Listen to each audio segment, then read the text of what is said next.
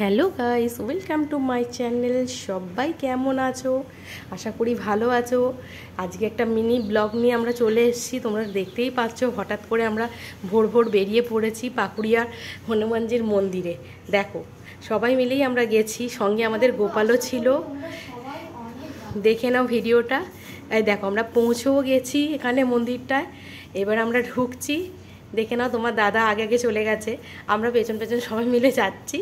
দেখে নাও, মন্দিরটা খুব সুন্দর। তোমরা দেখতেই পাচ্ছ মন্দিরটা কতটা সুন্দর, পুরো দেখতে রাম মন্দিরের মতন, কিন্তু অতটা রাম মন্দিরের মতন বড়ও না।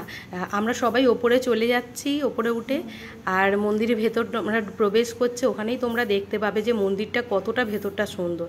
এই দেখো, সবাই প্রথমে আমরা বেরিয়ে গেলাম। দেখে নাও, মন্দিরটার ভেতরটা জাস্ট অসাধারণ, জাস্ট কিছু বলার নেই। দেখে নাও, এখানে গিয়ে আমরা পুজো দিলাম। আগে পুজো দিয়ে আমরা চারিদিকে ঘুরছিলাম, তুমি দেখে নাও।